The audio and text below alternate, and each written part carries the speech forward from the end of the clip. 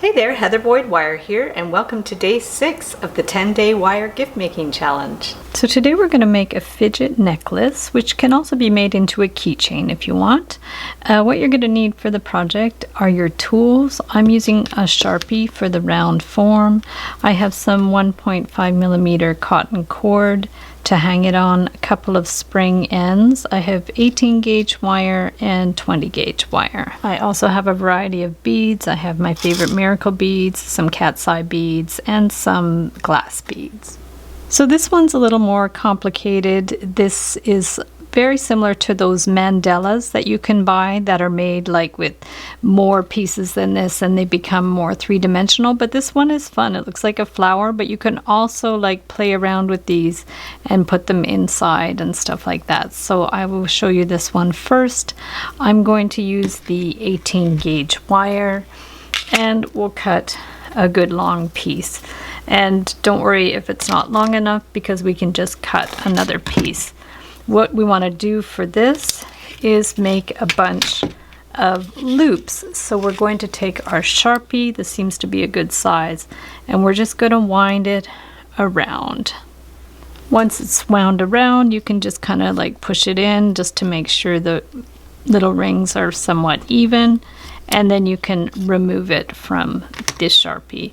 Then you're going to get your cutters and you're just going to cut along here. So we'll just take this and just cut them so they're even. So just go all the way up and cut them. So you only need 8 rings. So we're going to take each ring, use your round pliers, and you want to make sure you do these loops about the same size for all of them, so because you want these to end up being about the same size. So we're just going to bend it back, and then this one too, we're just going to bend it back, but not quite closed because we're going to close it after. So just bring it around like this, and then what this is going to be is like these loops here. So you want these to be all more or less the same. So now we'll get about a 4 or 5 inch piece of wire and take our pill bottle and just wind it around the round form. And this is just going to be a rough idea of the size. Don't worry too much about that. So this is the beginning part. This is going to be the center part of the round. And then what we want to do from here is we're just going to finish off one of the ends. So make sure it's cut flush.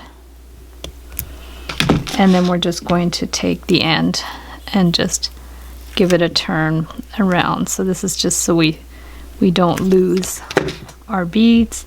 And then what we can do is just start by putting on one of the beads.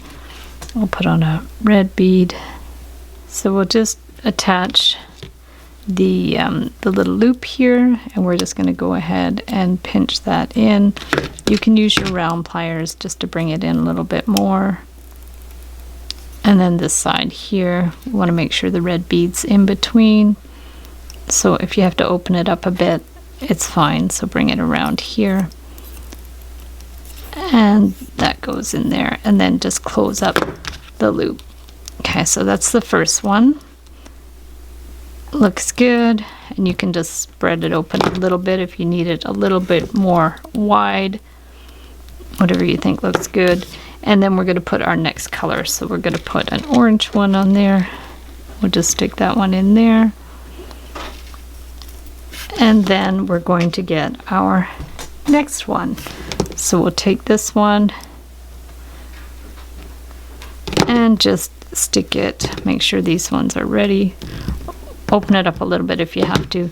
So what this is going to, where this is going to go now is keep that bead there and just hook this one just to the right of that one here. Okay, so we're just going to hook it on to the right and then close up the ring and then close it on this side. So the orange bead is in between these two loops here. Okay, make sure they're nice and closed. Same thing, if you have to open it up a little bit, that's fine. So now we have 2 on there. So now we can do our next color. We'll just stick it on there, and we're going to keep going all the way around the form. So there, and then the last bead. Perfect. And we'll get the last little loop. Bring it down here. Flip this around. Hook it on there. And grab it with your flat pliers. Close it up. You just really want to make sure they're closed. You can always check them after you've put them all on, just to make sure they're secure. Close that up. So now you have this all put together. Looks good already. And then what you want to do is close your circle. So I just opened up the loop on the one end and turned it into a right angle. It's going to be a little easier to close the circle. So you want to just take the ring and just close up the circle, but make sure that there's not too much slack on this. You don't want to bend them too much over, but you want the circle to be closed. So just go ahead, see where there's a little bit of slack there, and then just I would bring it from underneath, bring it around there, and just pull it over. And you might have to like get rid of a little bit more of the slack, but you can tell when you open it up like how much more you'll have to tighten it up. It looks pretty good. I don't think we have to tighten it too much more. If you have to tighten it a little bit more, you can always use your pliers to get in there and bring it around a little bit more. So that's it. We're just going to like bring this one around and clip that end here. So we have that end, and then you want to push this so it's flush. And I advise using the 18 gauge wire with this. I think the 20 is going to be a little bit too soft. So now you have a teeny little space in there. So take the end of your wire, just bring it down, and then cut that one flush in there. Okay. It looks a little complicated, the design, but I think it's a fun idea. But I will show you an easier way to do a fidget pendant after, but this is definitely a nice challenge. So there we go, like that. So now we have the circle there. We have all our little they almost look like petals around the outside, and you can just like literally like play with it. Just bring it in and play with it like that, and it's super fun. So there's that one, and then this is the other one I did earlier. This one has a little bit, it's a little looser because the circle's a little bit larger. There's a little more give to it, so it just depends on if you wanted like a looser one or a tighter one like that. So the easiest way to put it on a necklace wire is, I'm not going to put it on a jump ring because this way you're going to be able to like have more give with it, like you'll still be able to play with it on the necklace. And so what I'm going to do is just like hook it right on a necklace like that. Now my little hack to make an adjustable necklace is I do have another tutorial for that. It's an older one, but basically you just take a spring with a little loop on the end, and you put that one on there first, and then you take this end and you just stick it right on there. This is waxed cotton cord. You can also use leather cord. Sometimes I put a dab of crazy glue in there so it won't slip out, but basically once you like pinch it in, it stays in place. I always check it to make sure that it's secure in there. And then this is the trick to get it to be adjustable. Some people tie knots, and that's okay, but I like the look with the spring on it. Basically we're just going to stick it through this other part of the spring, then give it a little slack, and then you just stick it in that end. So we just stick it in that end, and then same thing, you could put a dab of crazy glue if you want, or you can just pinch it shut and just double check that it's not going to come out. Now what happens is it's like those slip knots, so you can just basically make the necklace as long or as short as you want, and then once it's on, you still have your beautiful fidget pendant, and you can still play with it around and around. So if the mandala is too complicated and you just want to do a simple fidget necklace, just take a long piece of wire about 15 inches and bend the top at a right angle about 2 inches from the end, and then just bring it around into a circle, or you can make a square shape, whatever you like, and just bend this one around to secure it like that. And you can go ahead and form your loop at the top. If you want to add a jump ring, just do it parallel, but if you want to just add it directly on the cord, I always do it perpendicular to the piece, and then just wind it around a couple of times, and that'll just finish the end. And then what you can do is just bring this down, and depending on what kind of setup you want for this, you can just put a few beads. So maybe I'll stick with the miracle beads.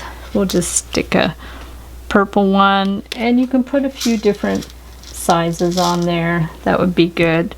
We'll put a blue one, and then maybe I'll put a 6mm one on there. So we have 3.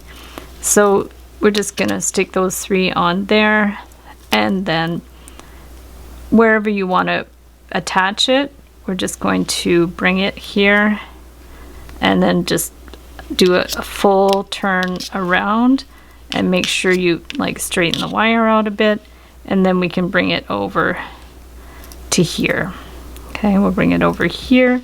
Same thing, we could put a couple of beads depending on, you know, what colors you want. We can maybe stick a little bit in this color scheme. I'll do a turquoise one, and then we can maybe do a green one, and this is a 8mm one. So you could do like different size beads if you want. It just depends on what you want. Maybe I won't do 3, maybe I'll just do 2 there, because the 8mm one is pretty big. It's always good to like pull things up and back and forth. So if we put those ones there, same thing, we can bend the wire around. And I'm really not trying to make anything like particularly, you know, beautiful or whatever, but I mean, if your beads are nice, it's gonna look nice. But the idea is just to do something where you can bend or push the beads back and forth. So say we bring it back here. I think what I'm going to do is actually bring this through, because this wire is on the surface, so I'm going to bring this one to the back. So then there'll be a little bit more dimension to it, and some of the wires will be to the front and some to the back. So this way, if we bring it to the back, there's going to be a little bit more give for the beads to go back and forth. So maybe here we'll just put a few more beads. So let's go back and get a turquoise one, and maybe a little green one, and we can always put a purple one. So however many you want. I like these miracle beads because they have fairly large holes, so they do slide back and forth quite well. And maybe I'll do a couple of more as well. Just I think it's going to look better with a couple more on there. So we'll stick that one, and then maybe one more. Yeah, so those are like 5 to the back there. So just to make an interesting design, we could do a crisscross, and you can keep going with it if you want. Otherwise, you can just decide where you want to stop it and then just finish the end. So this wire was way too long. It was about 15 inches long, so probably you'll get away with like a 12-inch piece of wire. And then we're going to clip it and bring this one in here. And then you'll see like this is super fun. You can just still like play around with it and stuff like that. So if you don't want to make a necklace, you can always just get a key ring and just stick it right on the key ring. So you just would open it up, slide it on. If you would rather put it on a jump ring, you can, but you want to make sure your jump ring is pretty strong. And then that would be your super funky fidget key ring.